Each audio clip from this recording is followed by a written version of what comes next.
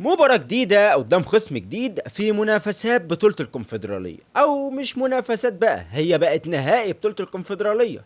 خصمنا المرة دي عزيز زملكاوي هو اتحاد العاصمة، فريق بيعتمد بشكل كبير جدا على الضغط العالي وكمان القوة البدنية في نص الملعب، ولاعب اسمه أحمد الخلدي بكل تأكيد عنده نقاط قوة هنتكلم عليها، وعنده كمان نقاط ضعف لازم الزمالك يبدأ يستغلها في المباراة دي.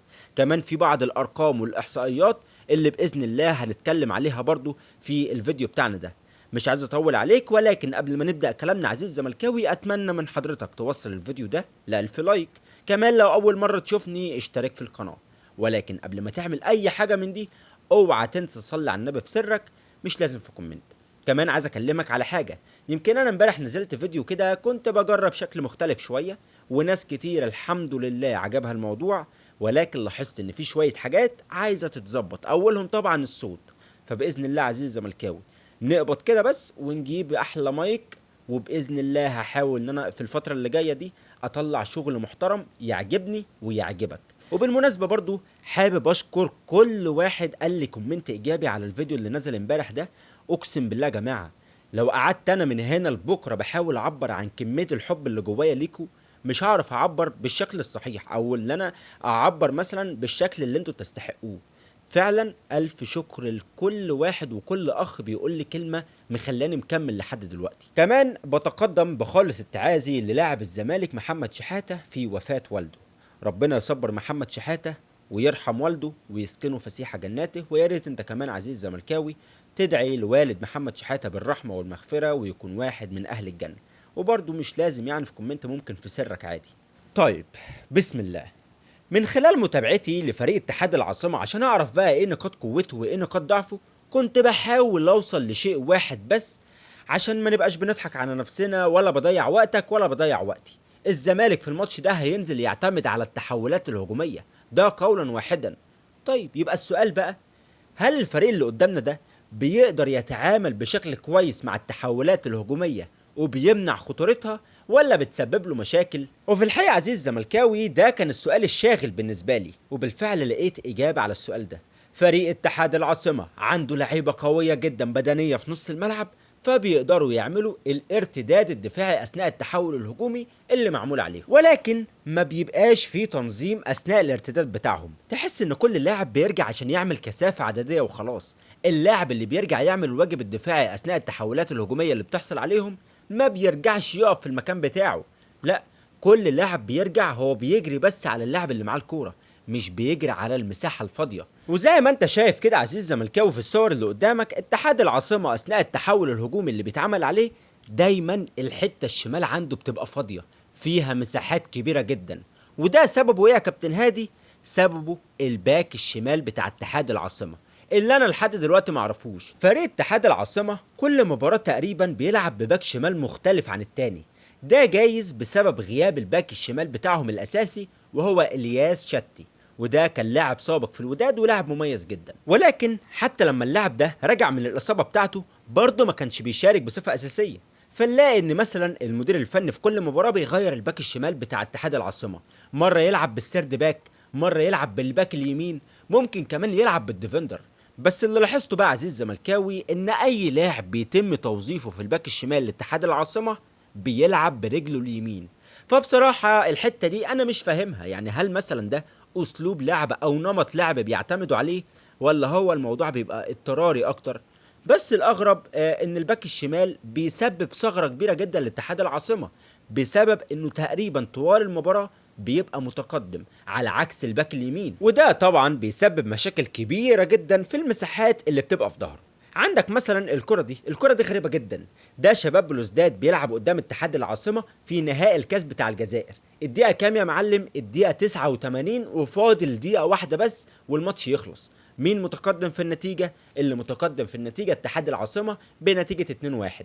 خلي بالك بكلمك في دقيقة واحدة بس ونهائي كاس، يعني مفيش أي مبرر ان الباك الشمال بتاع اتحاد العاصمه يبقى متقدم لحد المكان ده وفاضل دقيقه واحده. الطبيعي والمنطقي هنا بيقول ان حضرتك كباك شمال المفروض تبقى واقف في مكانك مستني الوينج بتاع الخصم اللي قدامك يجيلك بالكره عشان تقطعها منه وتبوس ايدك وش وظهر والماتش يخلص على كده.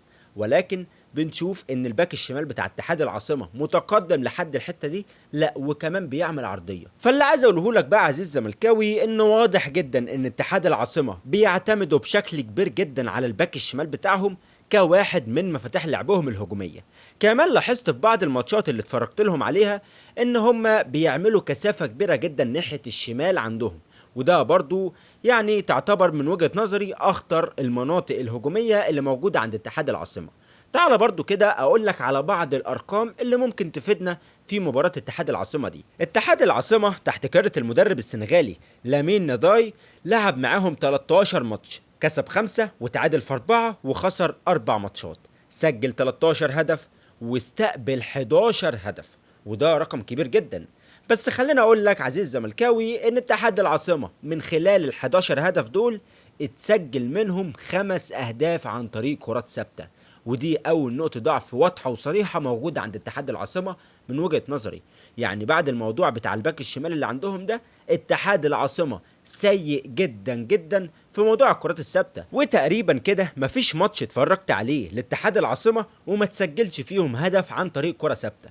بس برغم انهم سيئين جدا في الكرات الثابته اللي بتتلعب عليهم، ولكنهم مميزين جدا في الكرات الثابته اللي هم بيعملوها، ودي يمكن نقطه قوه ليهم. وخليني برضه اقول لك ان ماتش اتحاد العاصمه واولمبيك اسفي هناك في الجزائر، اتحاد العاصمه سجل هدفين عن طريق كرات ثابته واتلغوا طبعا، وبعد كده جاب عارضه برضه عن طريق كرات الثابته. كمان عندهم مشكله كبيره في المساحه اللي موجوده ما بين السرد باكين بتوعهم، وبسبب المساحة دي اتسجل فيهم هدفين. ويمكن فريق زي اولمبيك اسفي ضيع انفراد بسبب برضو المساحة اللي موجودة ما بين السردباكين بتوعهم. من وجهة نظري عزيز الزملكاوي فريق في المتناول، تقدر انت على ارضه تطلع كسبان عادي جدا، وده اللي المفروض الزمالك يبقى عامل حسابه، ان انت عادي جدا تطلع كسبان قدام فريق زي ده. بس برضو ما ينفعش نتهاون في مباراة زي دي، لان اتحاد العاصمة عنده اسلحة هجومية قوية جدا، عنده عناصر شابة بتعتمد على الحلول الفردية والمهارية. زي مين يا كابتن هادي؟ هقول لك على طول وانت مغمض، احمد الخلدي. الخلدي ده بصراحة يا جماعة من اهم العناصر الهجومية اللي موجودة عند اتحاد العاصمة، بل كمان ممكن نقول عليه ان هو شايل الحتة الهجومية دي كلها. وعلى ما اعتقد يعني من غير احمد الخلدي ده ما كانش وصل اتحاد العاصمة للمكان اللي هو فيها دلوقتي. لاعب قوي بدنيا جدا، سريع، مهاري، كمان مميز جدا في حتة التسديدات. وعايزك تركز لي شوية في موضوع التسديدات ده، لان دي من اكبر النقاط القوة اللي موجودة عند اتحاد العاصمة. واما بقى بالنسبة لاخر نقطة قوة موجودة عند اتحاد العاصمة، هو الضغط العالي اللي بيعمله، وبصراحة بيعمله بشراسة كبيرة جدا. هنا بقى المعضلة بالنسبة لي، الزمالك لو نزل المباراة دي بيعتمد على التحضير من تحت وبناء اللعب من تحت زي ما حصل قدام الاهلي وقدام انبي، فده قولا واحدا كده هيعمل مشاكل كبيره جدا لدفاعات الزمالك. هي مباراه سهله من وجهه نظري، والزمالك عادي جدا يكسب فيها بهدف واتنين كمان، ولكن لازم برضو نبقى عاملين حساب للاعيبه بتاعت الاتحاد العاصمه وفريق اتحاد العاصمه، وتحديدا اللاعب احمد الخلدي ده لازم نعمل له مليون حساب مش 1000 حساب بس. باذن الله استناني بكره عزيز الزملكاوي في المراجعه النهائيه الجزء الثاني لمباراه اتحاد العاصمه والزمالك في نهائي بطوله الكونفدراليه، وهنتكلم اكتر بقى عن شكل الزمالك وازاي الزمالك ينزل يستغل نقاط الضعف اللي موجوده عند اتحاد العاصمه، وكمان هنتكلم عن الغيابات اللي موجوده عند نادي الزمالك. يمكن لحد دلوقتي احنا ما نعرفش محمد شحاتة هيلعب ولا لا، بس بنسبة كبيرة جدا مش هيلعب المباراة. كذلك الامر مع خوان بتزيرا اللي برضو مش هيلعب المباراة بسبب الاصابة. فبالتالي انت هتدخل المباراة دي تحدياتك مش بس في الفريق اللي قدامك، بل كمان في غياب العناصر الاساسية بتاعتك، ده غير طبعا الاجهاد البدني اللي بيواجهك كزمالك. ولكن بإذن الله بكرة هنتكلم عن كل شيء بالتفصيل، وهنحاول ان احنا نلاقي بديل لمحمد شحاتة وبديل لاخوان بتزيرا. كان معاكم ادي هشام، مع السلامة.